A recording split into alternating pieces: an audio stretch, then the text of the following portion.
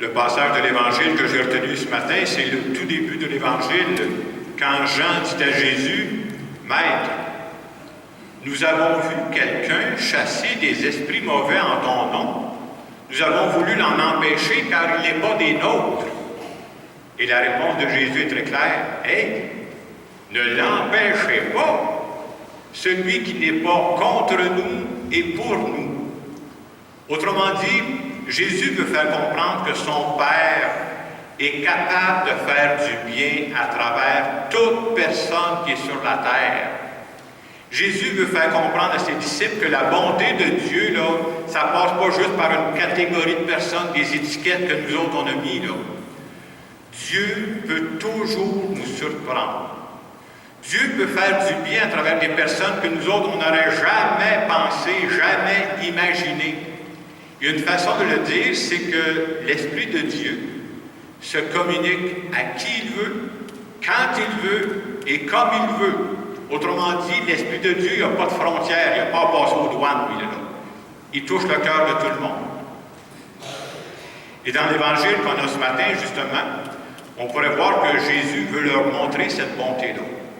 Mais vous savez, quand Jésus a choisi ses 12 apôtres, quand on regarde ces 12 apôtres, on pourrait dire, coudonc, il a-tu fait un bon choix aussi, hein? Quand on regarde ces apôtres-là, finalement, même si c'était des gens très limités, Dieu a réussi à faire du bien à travers ces personnes-là. Et pourquoi on peut dire que ces apôtres-là font partie du groupe de Jésus? C'est parce qu'ils ont fait le bien, malgré leurs limites, malgré leurs défauts, malgré leurs faiblesses. Dieu a passé par ces gens-là. Et je me disais cette semaine, si Jésus employait les critères qu'on a aujourd'hui pour choisir ses apôtres, bien, peut-être que ça aurait donné d'autres choses, hein, parce que nous autres, on a des critères à cette heure. Premièrement, si Jésus voulait choisir ses apôtres aujourd'hui, bien, il demanderait une compagnie. C'est le même que ça marche à cette heure. Tu vas voir une compagnie de management, là, puis tu dis, là, je te donne les CV de mes gars, puis regarde ça. Et l'été passé, on m'a passé une lettre qui justement résumait ça. Qu'est-ce que ça aurait donné si Jésus avait marché avec la méthode d'aujourd'hui? Alors, c'est une lettre qui est destinée à Jésus. Et celui qui crée Jésus, il s'appelle Jordan. Il fait partie d'une compagnie de consultants en management. Alors, ce qu'il a fait, lui, il a analysé les 12 apôtres et a donné un rapport à Jésus.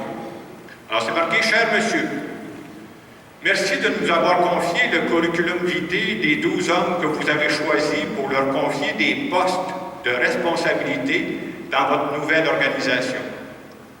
À présent, tous ont subi une série impressionnante de tests. Les résultats ont été traités par ordinateur. Et là, ça va être des vrais résultats, là. Et pour chacun, nous avons en outre organisé un entretien personnalisé avec notre psychologue et consultant en aptitude pour le ministère. Notre cabinet est arrivé à la conclusion que la plupart de vos candidats manquent d'expérience. Ils n'ont guère de formation et peu d'aptitude. Nous vous recommandons donc de continuer vos recherches. Essayez donc d'en trouver d'autres. Et ensuite, ils font la description de ceux qui ont analysé. Simon-Pierre, c'est un instable émotionnel, en proie avec des sauts d'humeur. André n'a vraiment aucun don pour assumer des responsabilités. Les deux frères Jacques et Jean, les fils de Zébédée, placent leur intérêt personnel au-dessus des autres.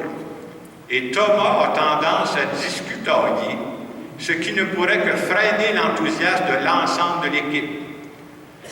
Nous nous voyons dans l'obligation de vous faire savoir que Matthieu figure sur la liste noire de la commission du Grand Jérusalem pour l'honnêteté dans les affaires.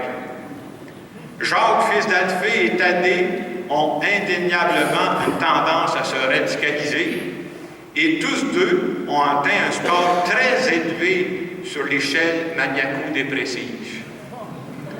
Toutefois, un des candidats a de grandes possibilités.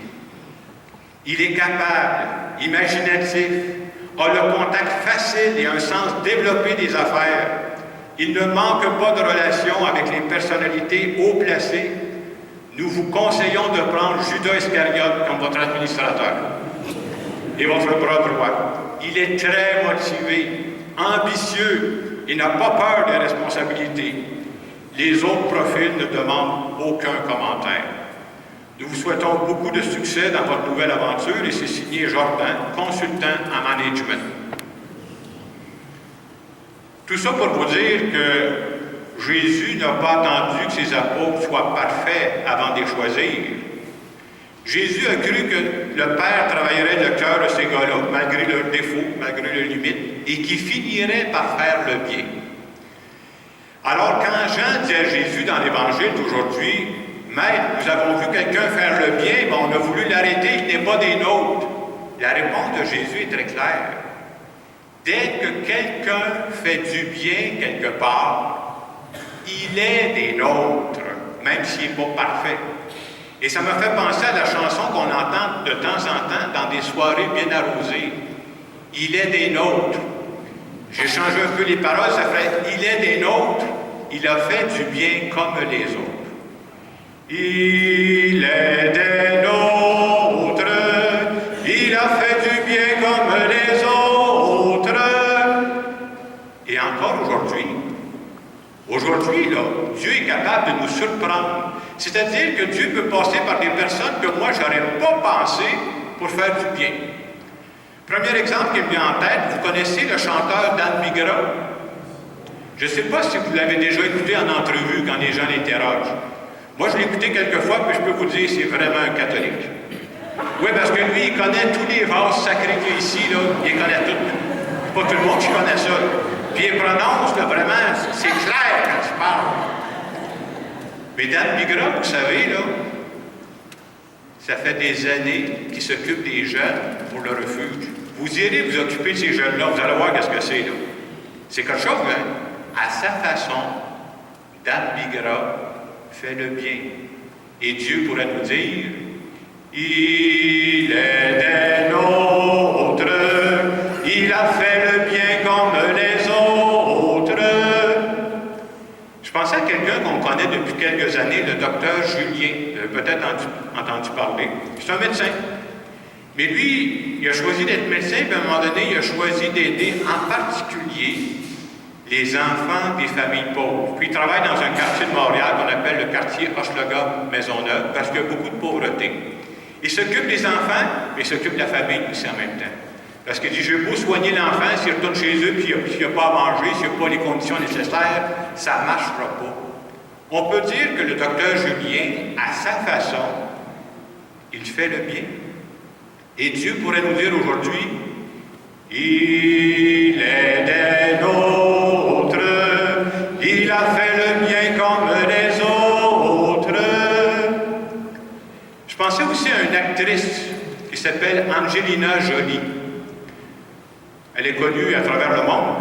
À un moment donné, elle est allée tourner un film au Cambodge. Et le film ne se tournait pas, souvent ils tournent ça dans des grandes villes.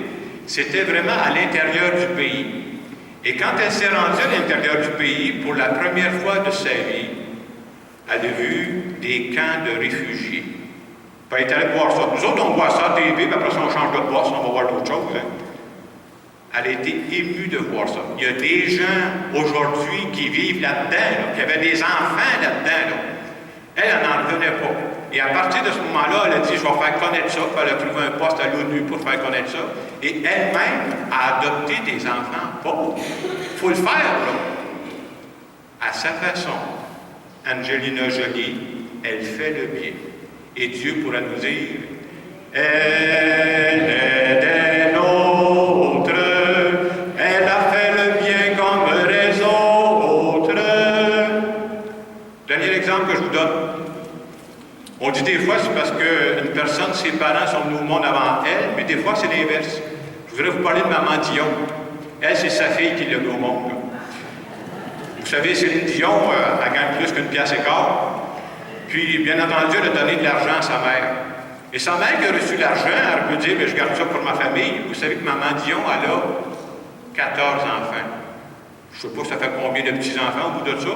Elle peut prendre cet argent-là pour dire, hey, dans ma famille, là, ça va être suffisant. Elle a choisi de partir une fondation. Une fondation pour aider les enfants au Québec, pour qu'ils aient du matériel scolaire, des vêtements, puis des lunettes pour aller à l'école. Elle dit, Il me semble que s'il manque ça des enfants, là, ils perdent leur temps à l'école. À sa façon, Maman Dion, elle fait du bien. Et Dieu voudrait nous dire ce matin, elle est des nôtres, elle a fait le bien comme les autres. Vous savez, ça peut être facile de regarder les gens qu'on voit à TV puis de dire, ah, mais le vrai défi que l'Évangile nous propose ce matin, quand je regarde les personnes autour de moi, quand je regarde les gens de ma famille, quand je regarde mes amis, quand je regarde mes voisins, mes voisines, probablement que si vous avez des bons yeux, là, vous avez remarqué que tout ce monde-là, il n'y a aucune personne parfaite. Et l'Évangile ce matin vient nous dire, même si ces personnes-là ne sont pas parfaites, est-ce qu'on croit que Dieu peut faire le bien à travers ces personnes-là? Dans le moment de silence qui va suivre, essayez d'identifier une personne qui vous dit, ah, elle, j'ai remarqué qu'elle n'était pas parfaite, là. Mais est-ce qu'il n'y a pas un autre aspect dans lequel je vois que cette personne-là fait du bien? Dieu passe par elle. Et Dieu vient nous dire ce matin, le monsieur auquel je pense, la madame à laquelle je pense, là, il est des nôtres. Elle est des nôtres. Je vous laisse quelques instants pour regarder ça avec Dieu.